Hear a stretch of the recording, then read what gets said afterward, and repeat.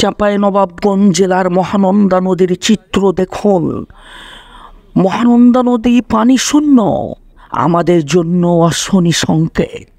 মহানন্দা নদীর পানি শুকিয়ে যাওয়ায় এসব এলাকার নদী পাড়ের হাজার হাজার মৎস্যজীবী বেকার হয়ে পড়েছে। শুকনো নদীতে ধান চাষ করা হচ্ছে।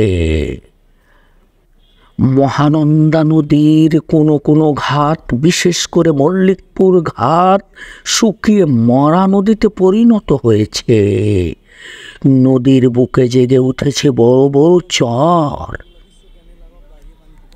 অথচ চাঁপাইনবাবগঞ্জের মাঝে প্রবাহিত অপরূপ মহানন্দা নদী আজ প্রায় মৃত অবস্থা। পানির জন্য চলছে চরম হাহাকার। পানির স্তর নেমে যাওয়ায় নদীর এমন করুণ পরিণতির কারণে এখানকার মানুষের পাশাপাশি জীব বৈচিত্র্য পড়েছে হুমকির মুখে বলা যেতে পারে। প্রাকৃতিক সমস্যা সমাধানে সাধারণ মানুষের কিছুই করার নেই, তবে বৃষ্টি হলে অবস্থার পরিবর্তন হবে। এছাড়াও আগামী বছর বা সম্প্রতি রাবার ড্যামের কাজ শেষ হলে চাঁপাইনবাবগঞ্জে সমস্যার সমাধান মিলবে। এই নদী দেখে মনে হচ্ছে চাঁপাইনবাবগঞ্জ ক্রমশ এগিয়ে যাচ্ছে পানি শূন্য এক ভয়াল অন্ধকারের দিকে।